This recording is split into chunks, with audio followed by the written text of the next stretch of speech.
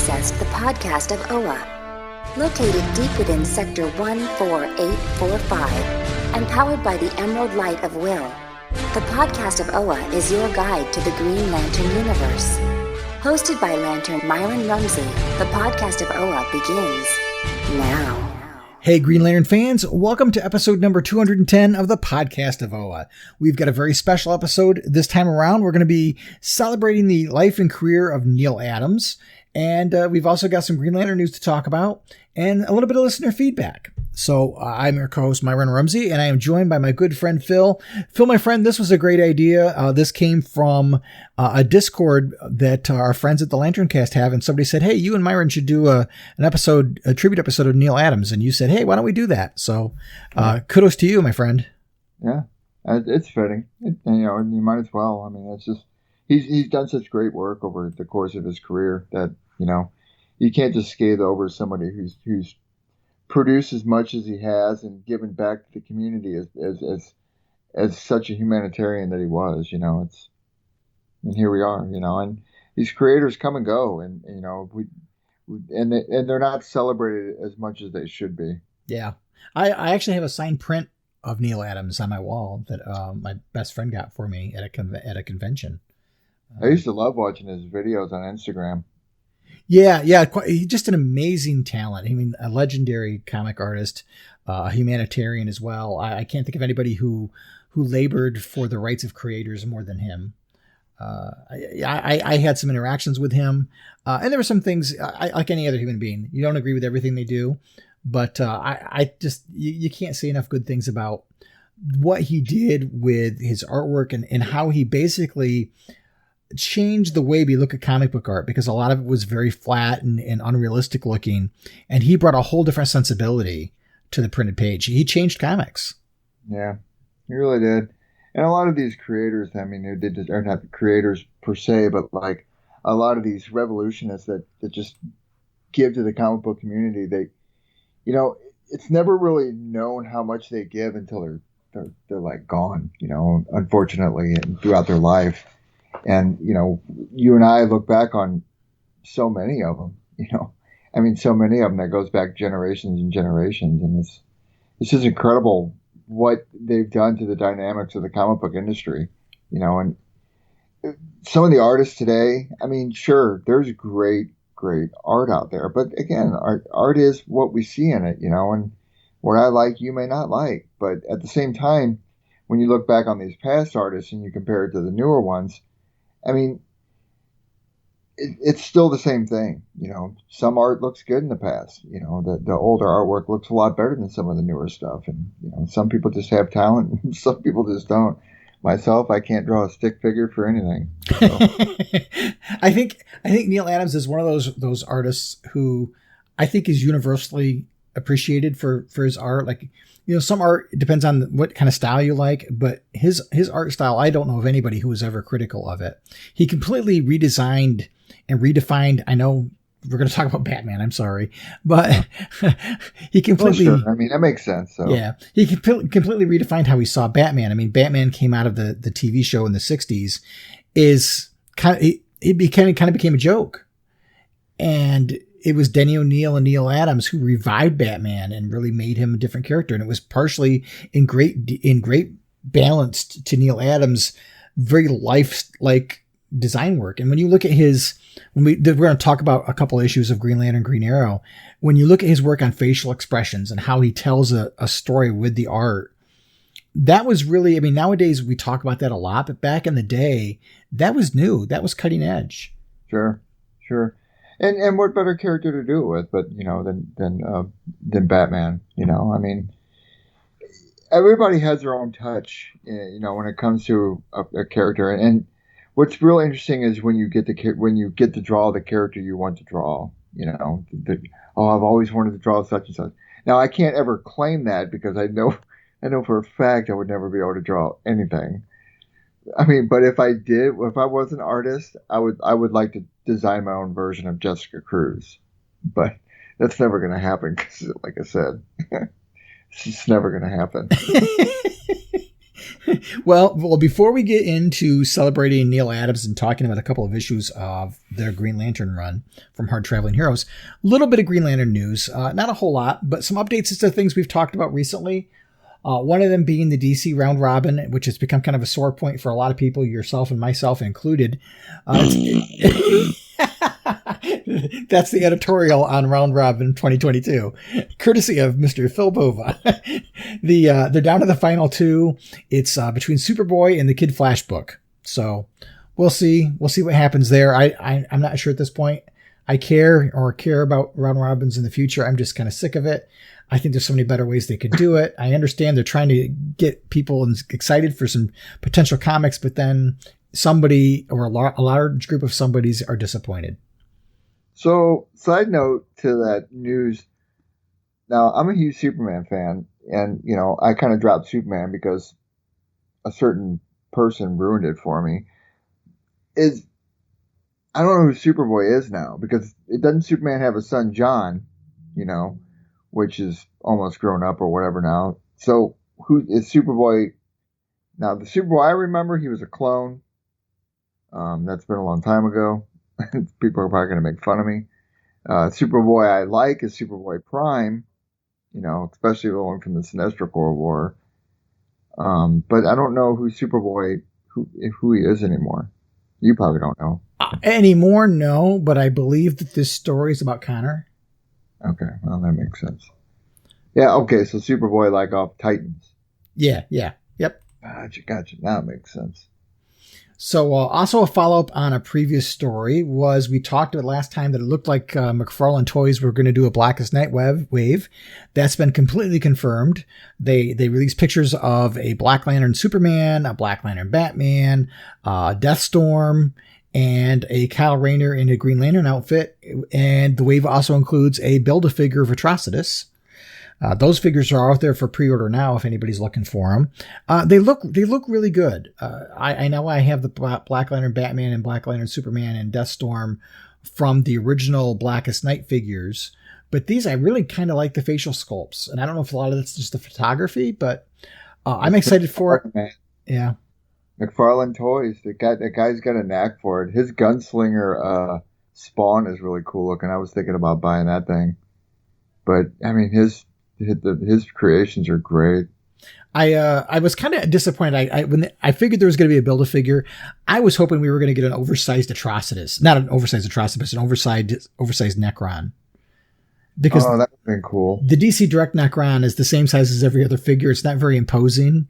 I would have loved to have seen a larger version of Necron, or a large version of Kilowog. Yeah. I mean, they did do a Build-A-Figure with another set of figures. I think DC Direct did a while ago, but either one would be really cool. So there's that. Let's see. Green Lantern Beware My Power. We knew there was an animated movie coming out with that title. They released a trailer recently. Movie features Jon Stewart and his origin. And I'll say origin in quotes because it's not really his comic book accurate origin. They really have given him an origin that looks like an amalgam between Kyle and Hal's, which has set a lot of people off. And I get it. And the trailer alludes to Hal being dead and Sinestro is the baddie. I think the thing I liked least about the trailer was the character design for Sinestro, because he's got this weird mustache thing. And then it looks like they're trying to do the Sinestro Corps, and the logo is correct on his power ring, but the logo on his uniform is nothing like the Sinestro Corps logo. So I'm not sure what to do with that. And they just released the voice cast, and there's no voice cast for Hal. So is he dying off camera with no voice lines? Don't know. I know that Nolan North, who's done a lot of different voices, is listed as other voices. Maybe he will, but I'm personally not thrilled. I know I won't pay any money for it myself, just because I have a problem with the story. And I have a problem with taking the origins and doing what they do. And it's funny, on Twitter, I made a comment. I basically just said, it's a hard pass for me. And this was a tweet originally that came from someone from Warner Brothers. And he DM'd me and kind of said, shame on you. And I was like, what do you mean? So I took the opportunity to explain to him why I wasn't thrilled with it because saying hard pass doesn't give you any information. So I explained myself, and he appreciated the honesty and the candidness. But for me, it's you've got a divisive fan base, and you've got fans who've been clamoring for Sinestro Corps War for a long time. And the essence of what made Sinestro Corps so powerful was how it played on the dynamic between Hal and Sinestro. So if you're going to try to call this Sinestro Corps War, but Hal is dead, you're not going to get any of that drama. It's not really Sinestro Corps. And I'm not saying that's what they're doing, but that's what fans have been asking for. And you had a really good opportunity. You could have done it. You and I were talking off mic. All you had to do is do Sinestro Corps War and have them have to create, add a second lantern per sector and make John the second lantern per sector. And you have a Hal and John buddy story, which would have been a nice way to test out the concept for the Green Lantern Corps movie, because that's supposedly what was going to happen there. It'd give you a chance to test the waters to see how that dynamic plays out, and everybody would be happy. Yeah, man, but you're forgetting you're overlooking the bigger issue here. You have vision. Other people, it seems, have vision. DC, Warner, they don't have vision. Yeah. They don't have a vision. Now, I will say this. Discovery buying them out might be the best thing that could happen to them. However, that said, it's pretty safe to assume that it's going to be all built on the Batman movie. You're right. I mean, it really is. Wonder Woman's going to get phased out. They're going to recast her at some point down the line. Aquaman's going to finish out. Who knows what's going to happen with Amber Heard with that whole mess? That's just not going to get good publicity when that comes out. And they're clamoring to get her out of the movie, and she's already filmed it. Yeah, there's over 3 million signatures. Yeah, you ruin a character like that, and I'll be quite honest with you, Mara was one of my favorite characters, especially on the Aquaman title. And then you got this crap going on. It's like literally, there's just a lot of stuff that and then you got the stuff with Ezra Miller. Oh, I know. The Flash. It's like, okay, what you need to do is you need to call all these people and say, you're fired, you're fired, you're fired, you're gone, you're gone, you're gone, you're gone, you're gone, you're gone, you're gone, and just level out the playing field and say, let's just start over and take a deep breath. My God, man. It doesn't take rocket science at this point. Well, and apparently Amber Heard is only in maybe 5 minutes of Aquaman 2. So you could reshoot that easy. It may be a little harder to reshoot the Ezra Miller stuff. But man, if they were really worried about this and they really wanted to get rid of Ezra Miller, man, bring in Grant Gustin. Yeah, they should have bring him in. Because that show's going to end after, I think they're only talking, there's going to be like a half a season or so for the next season of The Flash. Bring him in and reshoot his stuff. I realize it's going to cost money, but you're probably going to make more money because you did it than if you leave Ezra Miller in there. But could you imagine how many people would go, if Grant Gustin was going to be in that featured film, I guarantee you that movie would make bank. Yeah. He's just too good a Flash character not move onto the big screen. I've been saying that. And I'll be honest with you, I just started watching Superman and Lois, and I'm all caught up. I went through the whole first season. I ate it up. Tyler Hoechlin is great as Superman.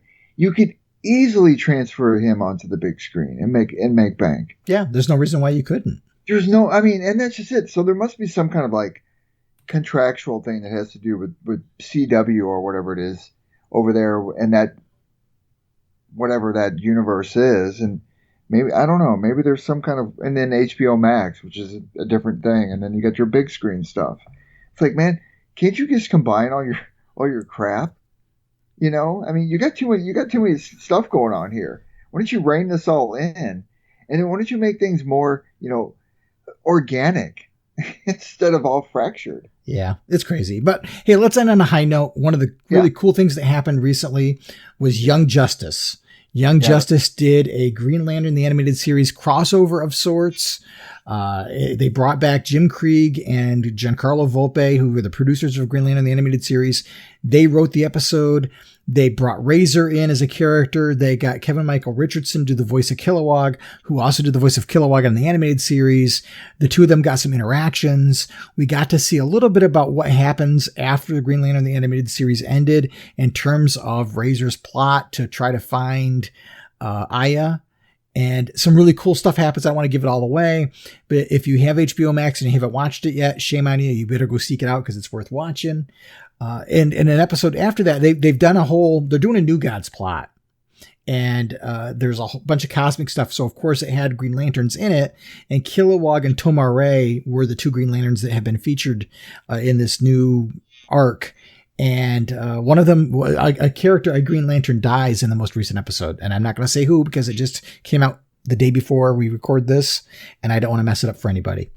Yeah, don't. I haven't watched that one yet. Yep. But something happens. Not good. So Lantern's dying all the time. It shouldn't happen so frequently. I know. It's crazy. It's like the trope now. Yeah, it's crazy. But seeing Razor back was really cool. And what they did with Razor was neat. Did you see it all, Phil? Did you see it? Yeah, I liked it. I liked how his story fleshed out. I mean, he had a long journey throughout that whole entire animated series, man. And he and you could tell he wasn't like everybody else, the Red Lanterns. You knew he wasn't like them. Yeah. It's like, well, what's going to happen with him? And the animation, this was in 2D animation. It looked good. Mm-hmm. It really did. I was pleased with it. I had been saying that show, if you were going to revive it, you wouldn't have to do it in CGI. Sure, it would kind of lose some of its original look, but you could get away with it. It wouldn't be a problem. And that show could do what Young Justice is doing now. Absolutely. And they had such great plans for what they were building to a Sinestro Corps War. They were building towards doing a Blackest Night. It would have been fantastic. And you could revive it into 2D animation. It's funny. After that episode aired, Green Lantern, the animated series, became one of the most watched shows on HBO Max. Yeah. Yeah. And that should be your barometer, right? I mean, whoever's paying attention should pay attention to that. Right. And you got to be, and I'm not saying, I'm not professional when it comes to that kind of, marketing or PR that these industries run from. But even the minuscule amount of me knows that even that is a sign in itself. And those are the things you want to look for. Look at your social media trends. I mean, come on. When DC Universe first came out, they asked fans what content they wanted that wasn't there, and Green Lantern the Animated Series was the #1 requested show. It should have been. It should have never ended to begin with, but that's just another beast we don't even need to be, growling with. But at the same time, there's so much that DC could do with their animated series right now. I mean, they could do a Green Lantern Corps one. They could do a Superman one to be great. A Supergirl one to be fantastic. Right. There's so much. They could do a Super Friends. Everybody loves nostalgia. Bring back a reinvented Super Friends and have it corny and hokey like it was to begin with. Yeah. People will eat that up. Yep. They could do it. They could certainly do it. The other neat thing was, if you've been watching this show at all, the character of Forager is done by Jason Spizak, who is the voice of Razor. So same cool. Voice actor. So it's neat to hear him do the voice of Forager. That's pretty fun. And Forager's always been a curious character. Yeah. So we've got some stuff to talk about, but before we do that, we've got to go and take a break. And Phil, my friend, do you have a Know Your Core segment to do? I do. An interesting one. Good. All right. Well, let's take a quick break. And when we come back, we'll be talking about Green Lantern, Green Arrow from the Hard Traveling Heroes run. Listen up, all you white circles. This is Drill Instructor Kilowog, and you're listening to the podcast of Oa. And don't you forget it, boozers.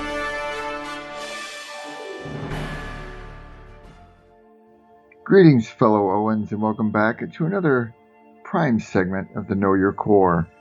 This week, we have an alien by the name of Bloobert Cob, who hails from Sector 74. Bloobert was created by John Broome and Gil Kane. His first appearance, Green Lantern Corps, Volume 3, Number 31, July 2014. His last appearance, Green Lantern Corps, Volume 3, Number 31, July 2014. Sadly, we lost him before his prime. Bloobert was captured and impersonated by the Durlans during the war with the Corps. The Corps discovered that the Durlans were using their fellow Lantern rings while the Lanterns were held captive. The impersonators were killed in battle and confiscated rings set out for their true owners. The Durlans ordered their prisoners executed before the rings could return. A defenseless Bloobert was shot and killed in his cell moments before the rings and trailing Green Lantern's rescuers arrived. Rest in peace, Bloobert Cob, Green Lantern of Sector 74.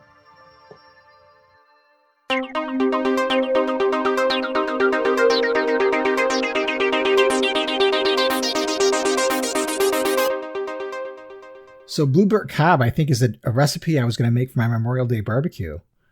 It is. I'm thinking about naming a blueberry cobbler. Seriously, Bloobert Cob. Bloobert Cob, yeah, that's what I was thinking. And I'm gonna try. I don't know what I'm trying to do is whenever I make it, I'm gonna try to get Clark to call it that too. It's a Bloobert Cob. Oh, that's so funny. Some of the names, they just kill me. So it's great. It's great. We're here to celebrate some of the work of Neal Adams, and so you and I talked off mic before we recorded. We were like, well, let's pick a couple of issues and talk about it. And you chose probably the two biggest, most well-known issues of the run, and that's Green Lantern 85 and 86. That's the whole Snowbirds Don't Fly story. That story was a winner of the Shazam Award, which was the comic book, basically Academy Awards, for lack of a better analogy. So to frame the conversation about these two issues, back in the 60s at this point in time, Green Lantern was in declining in popularity, and the book was it was at risk of cancellation. And so DC editor Julie Schwartz said, what do we got to lose? Let's just try something experimental. Denny O'Neil was brought in as the writer. Originally, the books were going to be drawn by Gil Kane, but Gil Kane dropped out because at that point in time, he'd kind of moved on a little bit from comics. And so they brought in Neal Adams. And the hard traveling heroes era of Green Lantern, they really tried to focus on social relevance. Denny O'Neil and Neal Adams lived in the New York City area, and they saw a lot of crime. They were really right in the center of all the things that were going on during that time frame. And to read some of the accounts of how they came up with these stories, these particular two issues, Denny O'Neil lived in a neighborhood where there were a lot of addicts. So did Neal Adams. Actually, Neal Adams was the chairman of a local drug rehab center near where he lived.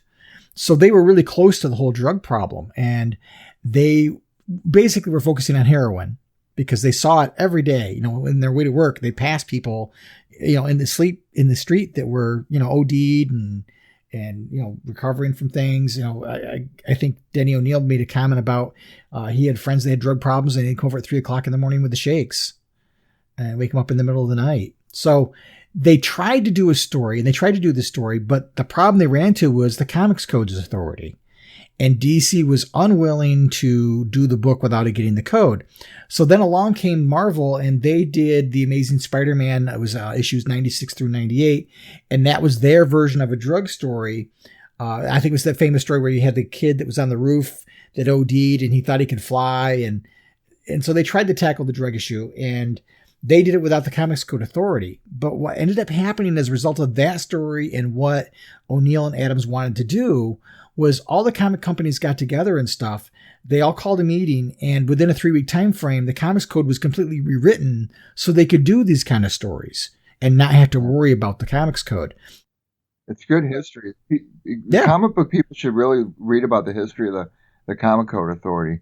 That whole McCarthyism era, man, it's just an interesting dynamic that took place with the comic book industry.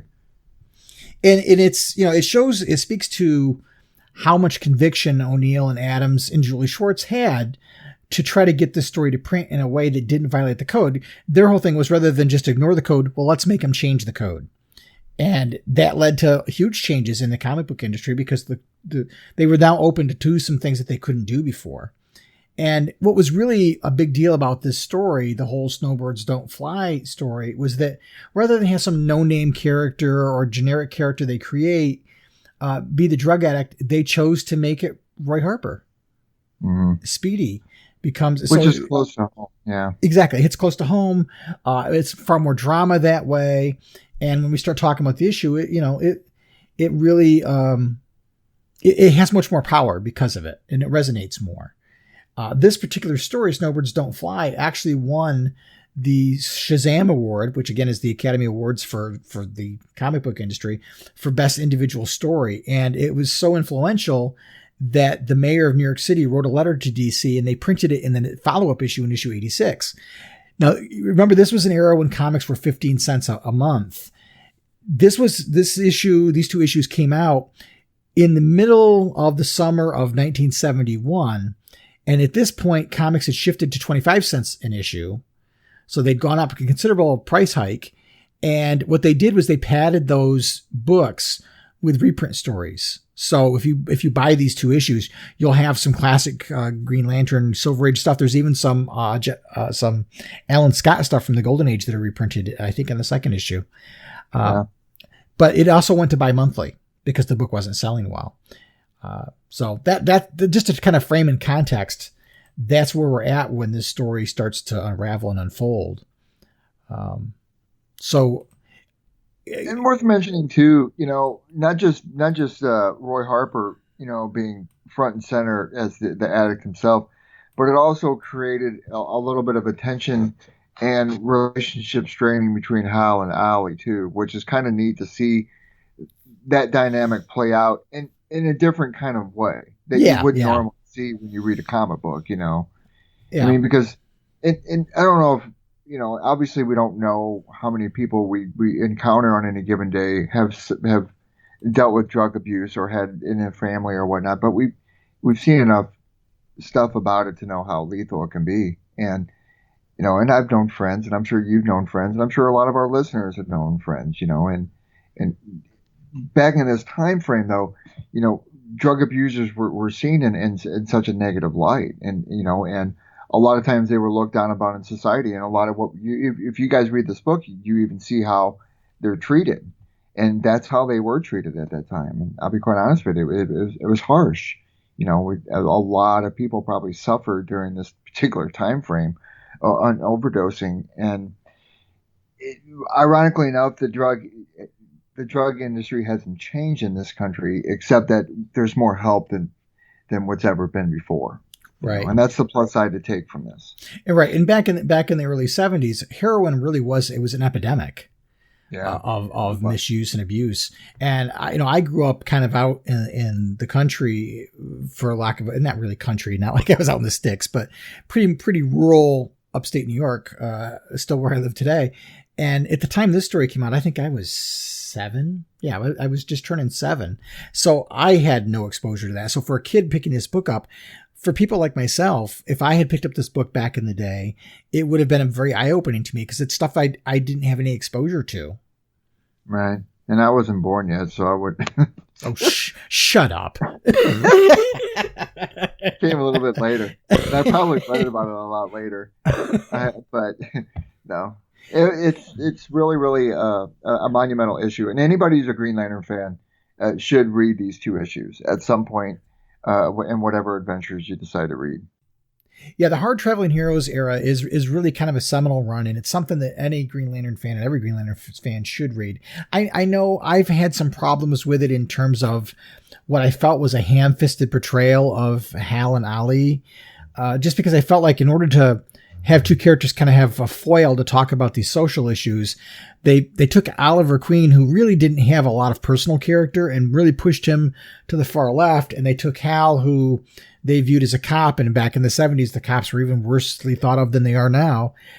They really pushed him to the extreme right. I mean, there's even a scene in this one where Hal is talking about listening to Dixieland music. And I'm like, wow, that's like the last thing I think Hal would listen to myself, but they were going for the story, and to listen to Denny O'Neil talk about it, they had nothing to lose, so they were taking chances because they knew the book was going to get canceled. So they kind of threw everything at the wall to see where it goes.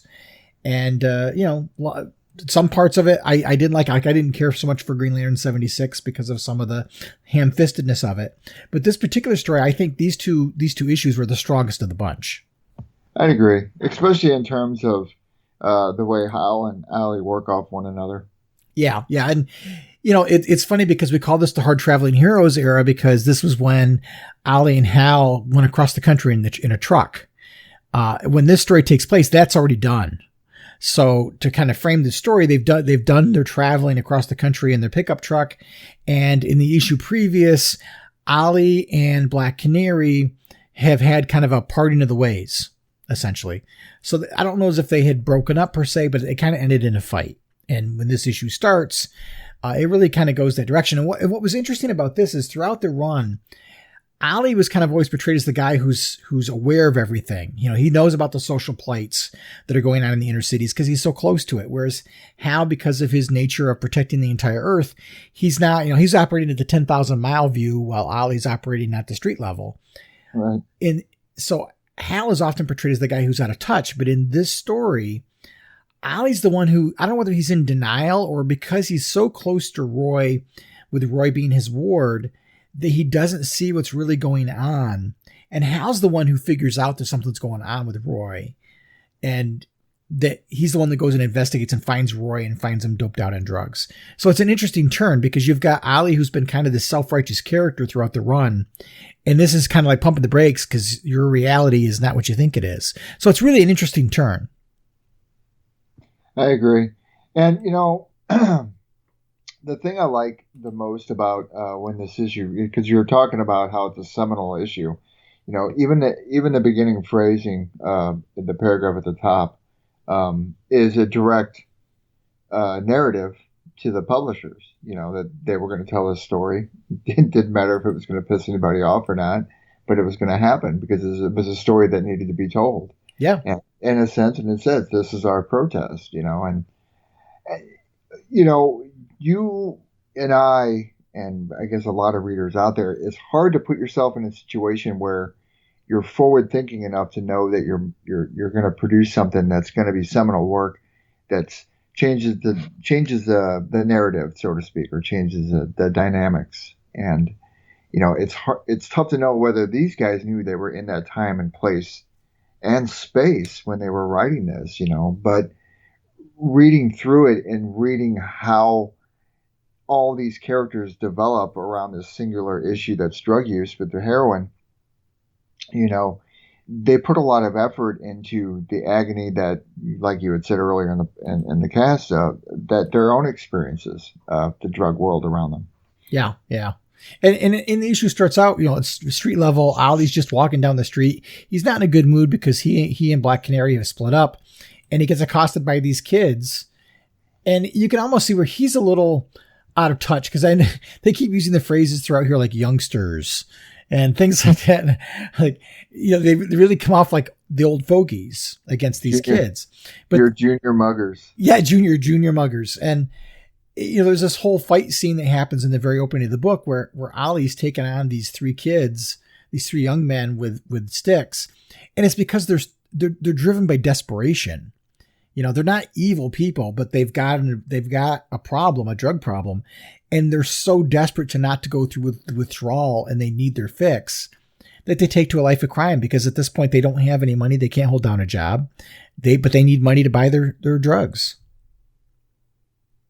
And you know, and then the switching scenes when Ollie gets hit with the arrow, the crossbow, you know, and this is where it's really glaring, you know, when he gets hurt and he's on the ground, and you know, those two people just walk past him. You know, yeah. The cop doesn't even acknowledge him. You know, there's two people that walk by that are drawn like very elitist snobs, and they treat him that way. They think he's a junkie. Yeah. Or, you know, it's best not to get involved because that was the mentality. And it still is to some extent today, is you see somebody in trouble and a lot of people just look the other way.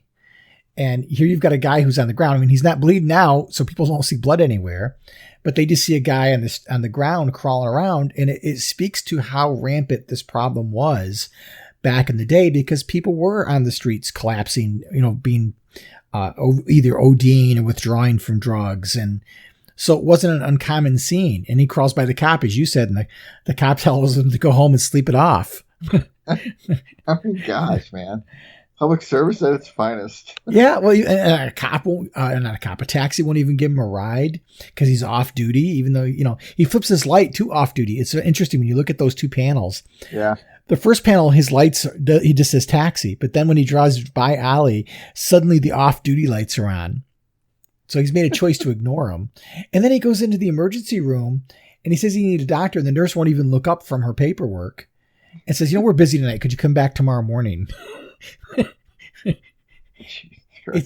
It's just, and you'd like to think that this is just exaggeration, but it's not hard to believe that back in the day when this story takes place in the inner cities, this is not, I don't think, far from reality.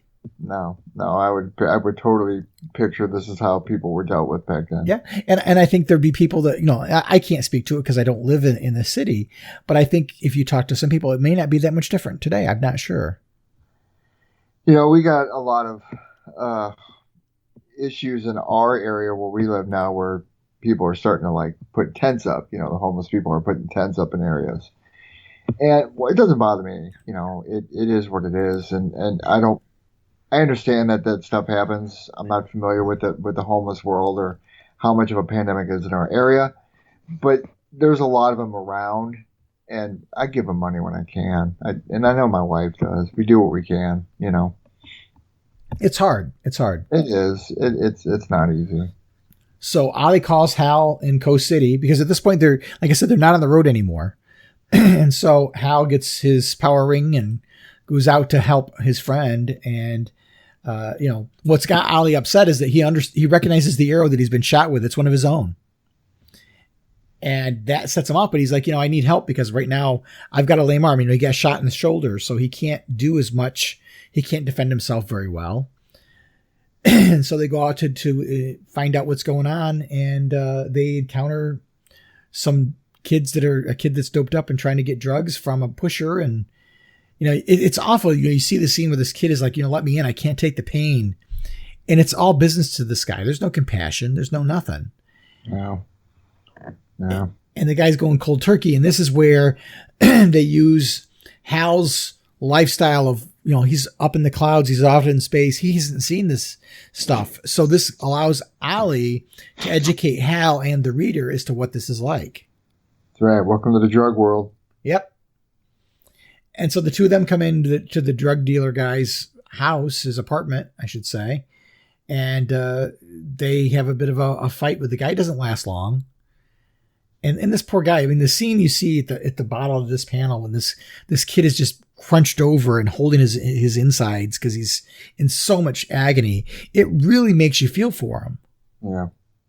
And I've never, I never did heroin before. I've done some minor stuff, but nothing to the extreme of heroin.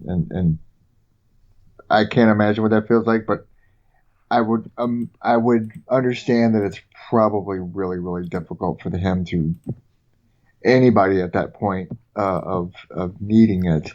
It can't be easy. No. Addiction is such a rough thing too. I didn't have any of it in my direct family, but my father was addicted to cigarettes. And I know this isn't the same thing. It's not in the same league, but I watched my father struggle with nicotine addiction and how he would go through withdrawal when he would try to quit. And I can imagine this is just a microcosm of that. This is going to be 1,000 times worse. And I know how hard it was to watch my father go through that when he would try to quit. So I can't imagine, being someone that might care about an individual who's going through this kind of stuff is their body's, dealing with the fact that there's none of this stuff coming into it anymore. It's got to be horrible. Yeah. And a lot of the storytelling at this point, it's because of the visual representation. If the artwork wasn't so strong, if Neal Adams wasn't so good at what he did, you wouldn't feel that. Yeah. He does portray his art is really strong in this. I like it a lot. I like his Ollie. I think his Ollie's cool. Yeah, I love the work that he does with Oliver Queen and depicting emotion. You really know what's going on between Ollie's eyes when you see him in this story in particular.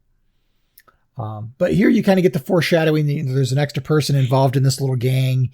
He's in the shadows. You don't see him, and you see a little bit about kind of the racism of the time, of the era. Strong words to be put in a comic, to be quite honest.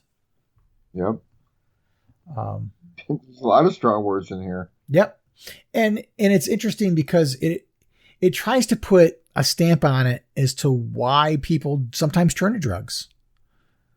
And that's because the reality is so bad. And when Hal and Ollie, basically, the kid they interview is one of the gang that hurt Ollie in the opening of the story.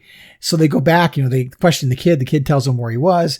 They get there and they find Speedy. And of course, Ollie is blind to the notion that Speedy might be one of them. He thinks that Speedy's undercover. He thinks that Roy has gone undercover, and he's kind of routing them out, kind of thing. Good work, Speedy, kind of thing. Right. Little does he know. Right. Little does he know. And the reader doesn't really know yet either. We see Speedy there, but we don't know why he's there. That's the thing. Mm-hmm. But it's really interesting. Again, it's a very subtle detail in the artwork. There's this panel where Ollie is talking to him and he says, "You're looking pretty pale, fella. No need for you to come along. Sit tight. I'll give you a play-by-play of the action tonight." And Roy almost breaks like the fourth wall because he's looking towards the camera, towards the reader, and saying, "Anything you say, Green Arrow," but you can see in his face, he's like, "Boy, I am not getting caught at this. Man, I'm so lucky," because he doesn't realize why I'm really here. And you kind of wonder if that was the artist's intent to have him look at the panel like that, look towards the reader. Yeah, I got to say it's intentional, but we don't know for a fact, but it certainly feels that way. And, they deal with the kids and whatever, and they find out where they're getting the drugs from. And there's that whole backstory there. Hal and Ollie go to the kingpin of the heroin ring, and they get whacked out because, I should say whacked out. That's probably not a good choice of words. But Ollie, because of his shoulder injury, he's weakened. Hal gets hit in the back of the head with a monkey wrench. They're knocked out. So basically they get pumped full of heroin themselves. And that's how the bad guys are trying to get away with it. And they're basically trying to pass them off as addicts who've busted in. So they do that. They give the kids some drugs as a reward. And the cops show up. But before the cops can get there, Roy shows up. Because Roy kind of figures out what's going to happen. And rescues them. Not before Hal has a really, really bad trip.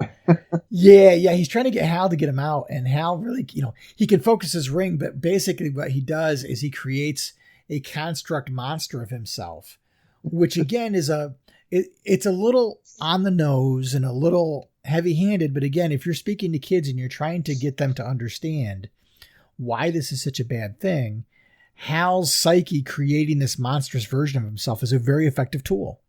Yeah, it is. And I got news for you. A kid that looks at this face on this thing, I'd be horrified. Yeah, really. And again, what they do is rather than let Hal be a guy who can't deal with it. Again, this is Hal, so he's overcoming it and he breaks himself free of his own monster. And he holds it together long enough to get Ollie and Roy and himself to safety. But they both go through their own version of withdrawal. Now, they're not addicted, but they at least get a taste of what it's like. And it's funny because, like, at the same time, you see them sitting on the couch. I like the way they're both sitting. Like Ollie's kicking back. I feel like 200 pounds of boiled inner tube. Yeah, it's such a great line. And then he says, "Lantern chum, we dumped it." Some days you just can't get rid of cocaine, I tell you. But he also goes, "Well, if Speedy hadn't deduced where we were hanging out and followed us, the law would have heaved us in with the clank and swallowed the key."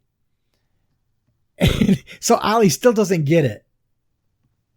And then to get it right out there, they're talking about, like, I can't understand why kids would do this stuff.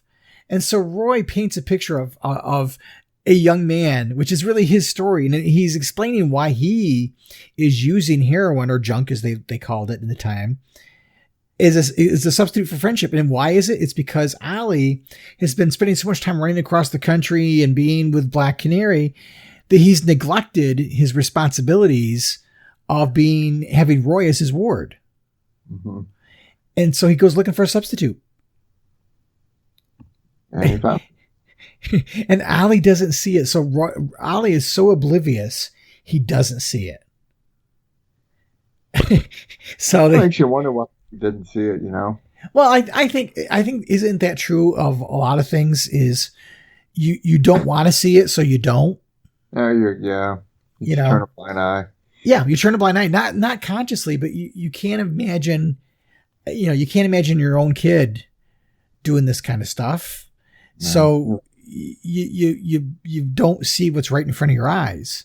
And as Hal and Ollie part ways for the evening, Ollie goes back in and he finds Roy Harper shooting up. And that's the shocking cliffhanger, the shocking ending of this first issue. And it really is to the casual reader during that time. I can understand why this would be a little bit, jarring to see. Right. And I think, we look at it through hindsight because we know what's going to happen, that we see the clues very obviously. But I'm sure at the time when you read it for the first time, this was a surprise ending. Yeah. And it's funny because at the same time, it wouldn't be received that way now. Now it's just like, oh, it's just another book. At the time, it's not just another book. It's a message, Right. Well, and this is really, I kind of think the first time that a member of the superhero community had these kind of issues. Well, let alone pump them with drugs to begin with, because they both took drugs. Now, not willingly, but it's still a message that it was forced on, And that ends all the original content in this issue. This issue also had some reprints, some stuff that happened from a back story. I think this was issue number 11. They printed a story from Green Lantern 11 back in the day. They called it a demand classic so they could work DC into the little banner. But it's an old story that they printed from 1962. And again, it was their way of filling out a book because they needed to charge more. And I think it was because of printing costs and stuff had gone up. So they spent more money. They had to charge more money. And so to do that, they took stuff that they didn't have to pay for creators to create to fill out some of the pages to give people what they hoped was going to be perceived as more for their money, more value. Sure. Yeah. So that was issue number 85. And then that goes into issue 86, which continues it. And what a great cover, because you've got pictures of faces of people that could be addicted. And that's what they're trying to depict is, these faces are the faces of our kids and our brothers and our sisters. And it could be anybody. And with a giant syringe, what a great, and Hal's there with a very, his hands up in the air in agony. And Ollie's there holding Roy. And it looks like Roy is OD'd and passed out with, more deadly than the atom bomb. It's a visceral image, especially with the color palette that you chose. Yeah. Having the cover with the faces just kind of done. They're in color, but not really. They're like the sketches in inks or the color palette laid over them. Very, very powerful image. All right, and then we get into it. The first scene, we got Ollie overreacting. Yep. And smacking Roy. He reacts with violence. And it's interesting because they don't shy away from the fact that he was shooting up. He's got the tourniquet around his arm kind of thing so he can get to the vein, and you see the needle right there. And Roy is like, go ahead, hit me if that's the way you see it. Maybe if it makes you feel better. Because Ollie has turned on him and said, you're a lousy junkie. So Ollie, for all of his relating to the plight of the common person, can't relate to his own ward. Right. And that's not an unusual reaction because he's mad at the situation, and Ollie is probably more mad at himself because he didn't see it. And I'd imagine so. He feels guilty. Yeah. And the facial expressions on that next page, you can see the thought balloons, and Ollie is like, was it me? Did I somehow fail the kid? I haven't paid him much attention lately, but he shouldn't need attention. I'm at his age, I'm innocent of blame. So he's trying to justify it to himself. But the facial drawing of Neal Adams that he did of Ollie in that panel, you can see the doubt. Like he's questioning himself now. Yeah, that's a cool panel. Definitely. Yeah, very, very strong artwork. And, he doesn't know what to do from there. And he basically turns his back on Roy, which is really an awful thing. Comes back later, and the kids come back and they find more heroin. They shoot themselves up. One of them ODs. The other kid doesn't want to be around with it. He doesn't want to get in trouble. So he leaves the body there. I know, yeah. And that's a really, really, that image right there. It looks like something out of Mosaic World. Yeah. It's another strong image of, oh my God, he overdosed, he's dead. And it's done for dramatic impact. It's to drive home the point that you can die. Just one simple mistake and you could die from this. Mm-hmm. Yep. Doesn't take much. No. And then again, we talked about the visceral images. Is the kid leaves the apartment, the body's on the floor and the eyes are wide open. Again, that's got to be I don't know if it is a first, but boy, is it got to be. I can't imagine back in the day. I can imagine Julie Schwartz going, man, this is really pushing the envelope. This is pushing the medium into something completely different. Yeah. And it's funny because, like you said, prior to the comic book, the code, that wouldn't have been this way. No, you could not have told the story. And while all due respect to Marvel and that Spider-Man story, it doesn't have anywhere near the drama and impact that this one does. No, I totally agree.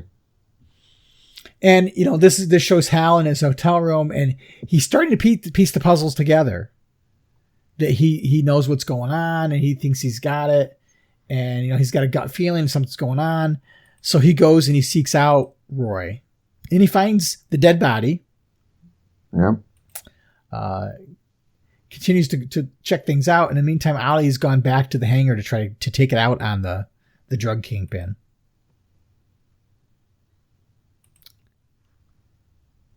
Hal finds Roy, and he's in a bad way, and he doesn't want to go back to the doctor. He wants to kick the habit himself. He wants to prove to Ollie, Roy does, that he's as strong as he is, and then he wants to laugh in Ollie's face.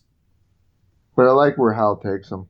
Yeah, so Hal goes to Black Canary and basically leaves Roy and her guys, and then we see Ollie going back and trying to deal with the drug kingpin. And it turns out that the real drug kingpin is this international playboy type character that takes people on these long trips, ocean voyages, but uses it to do his drug deals. Goes by the name of Solomon. Yeah. What a creepy looking dude too. Yeah. He is creepy. And basically they capture Ollie again because Ollie's dealing with the problem with he's got the bad wing, and they dump him into the ocean with a boat anchor tied to him. And neat scene of Ollie using an arrow, a trick arrow with an acetylene torch built into it, of course. He gets himself free and basically just makes it to the surface when Hal shows up to take the guys out on the dock. And interesting, he uses a couple gorilla constructs to help trap him in buckets and stuff. And then he creates a couple fans to dry Ollie off. And he basically tells Ollie, this kid needs help.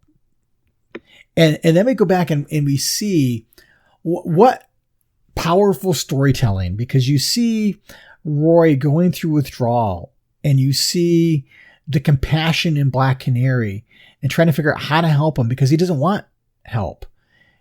And just why there's only, for the entire thing, there's one word balloon in this entire 9-panel page. And then one commentary thing at the end about the night is long, full of the boy's pain and a woman's pity. And this really cements their relationship. And that comes into play later on in comics history, where he looks at her almost like a mother because she was there for him when nobody else was. I mean, Hal goes and gets him help, but Ollie isn't there for him. It's Dinah Lance. Which is kind of cool. I mean, but it's cool that it's cool that their relationship developed from that. Yeah. That it wasn't just a throwaway thing. And again, you see, it'd be one thing to see a character you didn't know, right? But this is a teenage superhero. This is a sidekick. And so you feel for him, and watching him go through the agony of withdrawal and trying to get himself clean is heartbreaking. Yeah. It really is. And this would have been like a learning lesson for anybody that during that time frame. Yeah. Yep. And we see the drug kingpin dealing with this pharmacist and stuff, and Hal shows up, and again, some really neat artwork. That whole thing of Hal lecturing Solomon, what great artwork. I mean, the muscle detail, the shading, the inking, the expression on Hal's face, because Hal isn't just bringing down a bad guy at this point. You can tell Hal is really ticked off. Yeah, he's pissed. Pointing his finger right at him. Ollie uses a crossbow and uses his teeth to pull back the bow because he doesn't have the use of his left arm, and shatters some of the drugs. And the guy tries to get away, and Hal takes him down, knocks him on his backside, throws him onto a table. After swinging him around a room, knocks him out pretty bad. In fact, the guy's hurt bad, and they actually talk about calling a doctor for the Solomon guy. What is Hal throwing Ollie there? He says, "Hold this for me, will you?" Oh, let me see. Is that his ring? Why would he? Yes, he throws his ring because he wants to do it mano a mano. He throws his ring at Ollie. That's and, right. Okay. And he's like, I'm taking this guy down. I need to get my own frustration out. Hal's been basically a figure of composure for a long time. And this is like, I don't want the ring because I don't want to be accused of using my ring to do the wrong thing. And he goes at him mano a mano and kicks the snot out of him. It's a great fight too. Yeah. And I mean, and this is unusual for Hal. This is a different Hal. I mean, he's really affected by this. And Ollie even tries to warn him and says, he's really hurt bad. We better get a doctor. You better watch that blind justice stuff. And Hal says, I never pretended to represent justice, Oliver. But when I think about all the pain he's caused, I can't say I'm sorry he hurts. And that just calls into character Hal Jordan, because Cry for Justice, he acted some of the same way. And to be quite honest with you, Ollie was with him all along in that too, Yeah. So then we jump ahead to the funeral of the young man that was in the gang who died of the OD. Hal is there watching from afar. And, at one point they walks up and it's Speedy and Dinah, and they have a little bit of a conversation. And he says, I've kicked the habit. And Oliver says, good boy. And Roy is at the point of saying, don't give me this bull. I only made it with help from my friends, Hal and Dinah. You turned your back on me. And Hal says, Roy, that's not fair. And then Roy says, no, I guess it isn't. You did a lot to inspire me to go cold turkey. I should show my appreciation. And he slugs Oliver and walks away. And then he walks off into the sunset, leaving the Oliver with his tears in his eyes. Yeah. And before he does, he gives a good, Roy talks about from a firsthand perspective about what kids are going through. And so he's talking to the reader, essentially talking about what these drugs are doing to people on the streets. Yeah. And he goes and Oliver's, my boy's finally grown up to be a man. And what a great image at the end, because you see Oliver, as you said, with the tears in his eyes. It's pride, but it's also pain. And you see Hal kind of watching over. He's Uncle Hal, essentially, to Roy at this point. Strong image. This is a strong issue. Yep. And there's I don't know whether you've read the floppies or seen it, but they actually have a special announcement about this book sweeping the awards banquet. It was their very first annual awards banquet for the Academy of Comic Book Arts, the Shazam Awards. And it won Best Individual Story. And Denny O'Neil and Neal Adams won the award for Best Writer, Penciler, and Inker. Another guy, Dick Giordano. Yes, Dick Giordano. Thank you. I forgot him. I skipped over his name. Yeah. And then there's a letter from the mayor of the city of New York thanking them for doing the book. And then there's a reprint of an Alan Scott story in the back. Yeah, I read some of this. It's pretty interesting. So that was kind of neat. Interesting anecdote about this story. That is not the original ending. Denny O'Neil and Neal Adams disagreed about the ending. And Denny O'Neil's original ending to this story had Speedy overcoming the drug habit and reconciling with Ollie. And Neal Adams was like, no, this is too anticlimactic. Denny O'Neil said he disagreed. So Neal Adams scripted the final 2 pages on his own. So he had his version. He showed him to Julie Schwartz, and Julie Schwartz chose the Neal Adams ending. That's interesting. Well, like he said, it had more of an impact. Yeah. Denny O'Neil's comments were that he didn't like the ending because it implied that a punch in the mouth solves everything, was the way he said in an interview. And I get that, but I can also see not wanting this. Yeah, everything's okay now. Thanks for abandoning me in my hour of need. I get that too. Yeah, and not only that, it clearly didn't solve everything. Right. But what a great 2 issues. And again, the footnote is this is issue 86. This run ends in issue 89. So 3 more issues and this book is canceled. So despite the critical acclaim, it wasn't really selling, unfortunately. Yeah. It happens. Yep, it does. But yeah, the book was canceled. The book came back, about 4 or 5 years later. It came back with Denny O'Neil with Mike Grell doing the artwork. And that became the Space Traveling Heroes Green Arrow, Green Lantern run. Interesting. Go figure. Yep. So, thanks to Neal Adams and the late Neal Adams and the late Denny O'Neil for crafting probably one of the most powerful comic book stories ever written. Yeah. I liked it. He'll be missed. I mean, his art, man, it's just good stuff. Yeah, some of these creators, they're not legendary creators for no reason. That's right.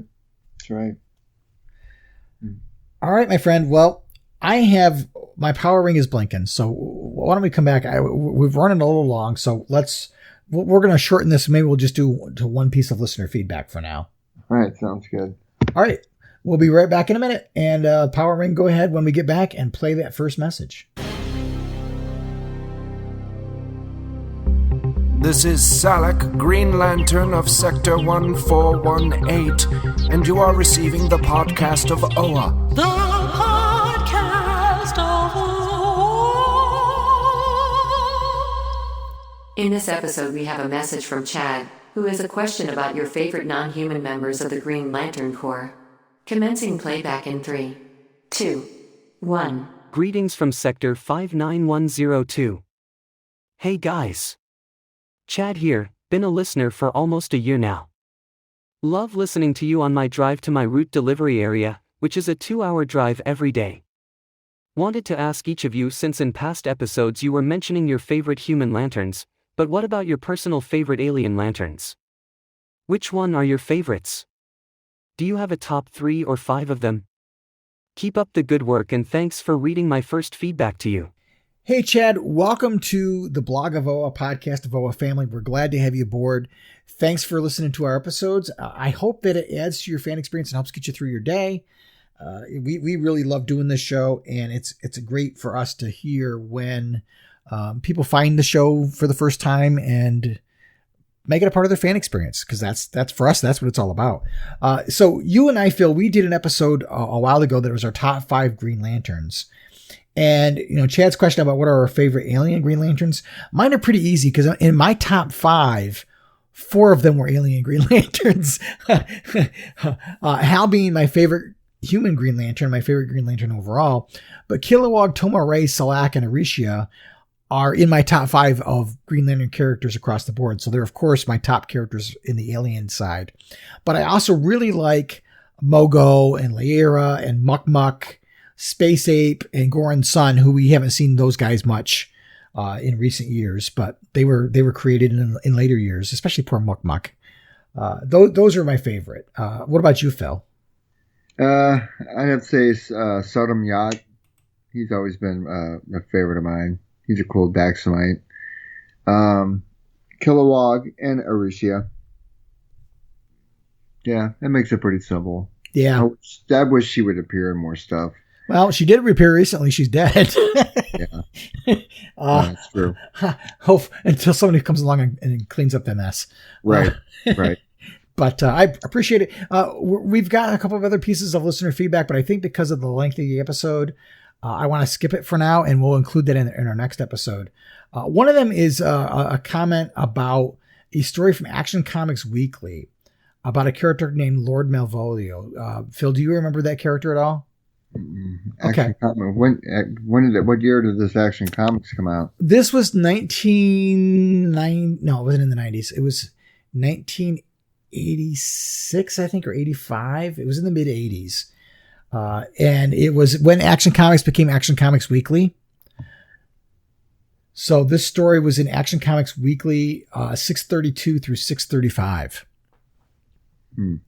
But my thought was, he asked a question about it, and it's been a long time since I've read it. So I thought, well, maybe we'll cover that story in our next episode. Yeah, we could do that. I have to make sure I got it. Yeah, if not, let me know, because I think I've got it digitally in a way that I can share it with you. I've got the paper copies, but I think I've got some scanned copies of it, because there for a while, Lord Malvolio was a hot topic amongst Green Lantern fans, which will make part of that conversation. Okay. When we talk about it. But Lord Malvolio is a very interesting character, and he appears outside of the comics. He appears in a Green Lantern novel as well. How do you spell his last name? Malvolio, Malvol, Malvolio. Interesting. Okay, I'll have to check it out.